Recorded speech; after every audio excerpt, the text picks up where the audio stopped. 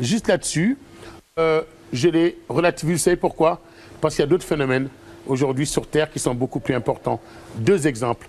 L'allongement de la durée de vie, comme disait Michel Serres. Deuxième exemple, les problèmes climatiques. Ça, c'est quand même des enjeux fondamentaux pour toute l'humanité qui relativise les égoïsmes de quelques particularités dans le monde. L'intolérance, on l'a vu un peu partout dans le monde. On a vu ce qui se passe avec le film L'innocent des musulmans. Cette violence qui a éclaté partout dans le monde.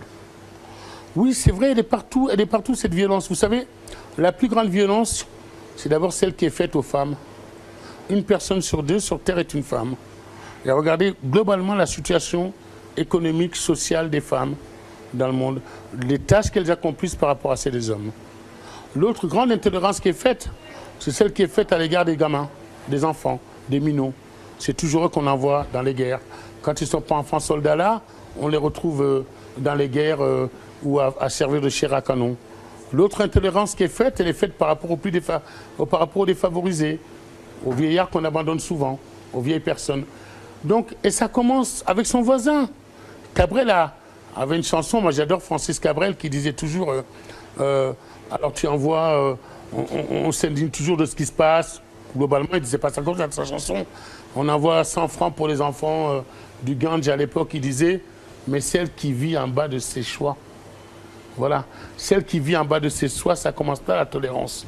La tolérance, ça commence entre voisins, ça se poursuit avec ceux avec lesquels on doit cohabiter, ça se poursuit entre les gens de la forêt et de la ville, ça se poursuit entre les gens des campagnes en France et des grandes villes, et ça se poursuit bien évidemment lorsque ça atteint des questions où on stigmatise par la couleur et qu'on théorise, parce que ça a failli faire sombrer l'humanité. Bon, au moment notamment du nazisme. Et donc je dirais que là, il y a aussi une nécessité aujourd'hui à faire attention à deux choses.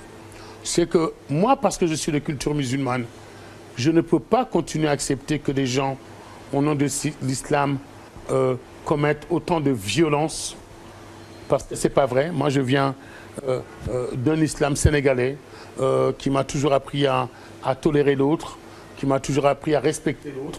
Et je ne crois pas que c'est en allant faire violence, en brûlant, en saccageant, qu'on honore l'islam. Mais en même temps, je dis aussi attention, il y a une vague d'islamophobie dans le monde. Et le fait d'être aujourd'hui musulman, moi j'ai condamné fermement les attentats du 11 septembre. Je suis le parrain de la journée mondiale contre le terrorisme. Mais il ne faisait pas bon d'être musulman après le 11 septembre non plus. Et il a fallu que Obama soit très courageux et aille faire son discours au Caire en appelant à la réconciliation avec les musulmans. Donc vous voyez... mais est-ce qu'aussi, au nom de la liberté d'expression aussi, on peut attaquer les musulmans aussi dans ce qu'ils ont de plus cher? C'est pour cela que je dis que l'islamophobie existe aussi. L'islamophobie existe aussi, mais il faut faire attention surtout à une chose. Il y a ce qui est de l'ordre de la privée, de la foi. Ça, c'est des grands acquis de la laïcité. Et c'est très important. Et ce qui est du domaine public. Bon, il ne faut jamais confondre les deux. C'est en cela qu'il y a une grande loi de séparation en 1905 de l'Église, par exemple, et de l'État. Bon, parce qu'on estime qu'il y a ce qui est du domaine privé et ce qui est du domaine public. Il ne faut pas confondre les deux. De la même façon, effectivement, je pense moi que on est dans un pays, par exemple, où on peut être mouride, tidiane, être un peu animiste, avoir ses marabouts, tout ce qu'on veut, être catholique. Voilà, c'est du domaine privé. L'État, lui, il est là pour assurer la cohésion et une égalité de traitement de l'ensemble de ses citoyens. Donc voilà, donc je pense qu'il faut que les gens continuent à vivre leur foi sans jamais vouloir l'imposer, et que nous, on accepte que les gens puissent ou ne pas avoir cette foi. Et qu'un grand musulman, c'est celui, y compris que l'autre, non seulement ne le soit pas, mais n'y croit pas. Parce qu'alors, sa tâche serait d'essayer de le convaincre, et ce n'est pas par la violence qu'on y arrive. Justement, voilà. La violence, elle sévit aujourd'hui au Nord-Mali, où des gens sont venus, des salafistes, veulent imposer leur foi à d'autres citoyens. Je vous remercie, Alassane Diop, d'aborder cette question, parce que, d'abord, j'étais très sensible à cette question. J'ai travaillé pendant très très longtemps dans le nord du Niger, Comme vous l'avez rappelé tout à l'heure, j'ai été même vice-président d'Areva chargé des énergies renouvelables et j'étais en fonction lorsque les otages ont été arrêtés. Et je ne comprends pas, là aussi, qu'on puisse venir enlever des travailleurs et au nom d'une religion. Voilà. Je pense que ces gens, s'ils le font, c'est pour des questions autres, en tout cas, que des questions religieuses. Parce qu'aller prendre un jeune employé d'Areva d'origine togolaise, à mon avis, ça n'a quand même pas beaucoup à voir avec la conviction religieuse. Bon. Alors, mais, et surtout, je suis très triste. Parce que je vous le dis, et parce que votre émission est importante et qu'elle a de l'audience. En pleine campagne électorale, nous avons reçu des gens qui venaient du nord du Mali, en France, et qui sont venus nous avertir de ce qui allait se passer. Et je pense que les hommes politiques français et africains n'ont pas réagi assez vite. Donc, si je vous dis que je suis content de vous poser cette question, c'est que j'ai appris ce matin, comme vous tous, qu'enfin, la France avait décidé de s'engager dans la recherche d'une solution. Et connaissant notre ministre des Affaires étrangères, qui est un homme brillant et qui connaît bien les dossiers, s'il le prend à bras le corps, je suis sûr que Laurent Fabius peut apporter une solution. Je suis sûr que l'Union africaine a une façon de démontrer là qu'elle peut régler ce conflit. Parce que si on laisse la partition du Mali, alors il ne faudra pas s'étonner de toutes les autres partitions qu'il y aura dans la région. Et ça touchera, aujourd'hui c'est le Mali, le Niger c'est la même configuration, et y compris le Sénégal n'est pas loin.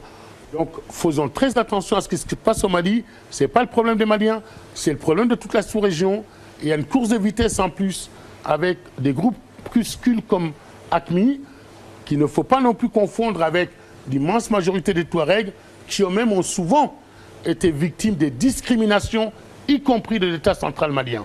Donc je crois qu'il y a là, d'abord des hommes qu'on peut continuer à consulter, l'ancien président ATT et des hommes avec lesquels on peut continuer à discuter et comprendre.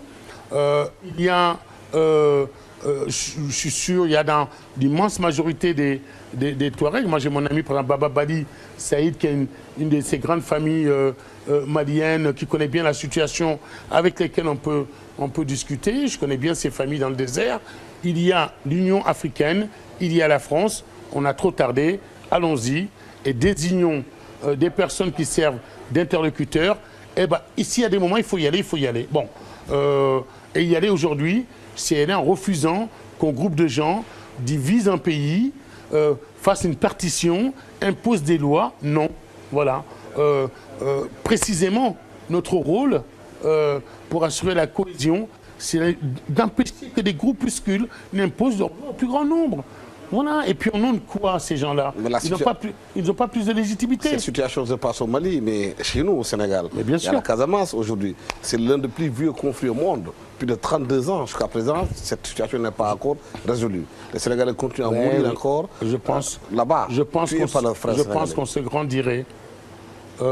Tous les gouvernements qui arrivent et qui se mettent en place, de regarder de très près la situation de toutes ces populations qui arrivent à des extrémités, pas tant par souvent ceux qui commettent des exactions violentes, mais souvent au nom de ceux auxquels ils les font, sont souvent des gens qui, s'ils ne se rebellent pas contre ces gens qui sont censés les représenter, c'est qu'eux-mêmes souffrent beaucoup. Ou alors c'est qu'ils sont sous domination de ces gens-là. Autrement dit, à chaque fois qu'il y a un mouvement violent, se disant allant vers la sécession, qui s'appuie sur des gens et que ces gens ne bougent pas, c'est que ces gens vivent dans la crainte, dans la peur, et que je pense qu'on se grandirait d'aller régler les problèmes de ces gens-là. Autrement dit, aujourd'hui, en Casamance, comme ailleurs, peut-être que si on avait pu se respecter les hommes et les femmes qui y vivent, peut-être que si on avait mieux compris leur façon de fonctionner, peut-être que si les gouvernements centraux ne s'étaient pas toujours mal comportés vis-à-vis d'eux, le jour où les gens seraient venus leur dire « rebellez-vous », ils ne les auraient pas suivis. Donc je pense qu'à toute cause, il y a une conséquence. Voilà. Et donc je pense qu'aujourd'hui, il faut savoir, bien évidemment, raison garder. Il ne saurait être ici faire l'apologie de quelques mouvements violents que ce soit. Mais comprendre en tout cas que les gens qui les suivent ou qui ne disent rien sont des gens qui s'ils ne suivent pas, ne disent rien, le font parce qu'ils ont été humiliés à un moment donné de l'histoire. Voilà ce que je pense. Fodé Sylla, vous avez travaillé avec Abdoulaye Wade, qui a géré cette question, qui avait promis de régler ça en 100 jours. La question est encore là. De nouvelles autorités sont venues, il y a une nouvelle alternance au Sénégal. Aujourd'hui, quel regard jetez-vous par rapport à cette nouvelle alternance et la coalition qui gère ou qui co-gère le pays? D'abord, cette nouvelle alternance, de fait, je l'ai appelée de mes voeux. Une fois de plus, je pense qu'il faut faire... Moi, il y a un homme politique sénégalais que j'aime beaucoup, qui se trouve être mon oncle, parce qu'on est un peu issus de la même région.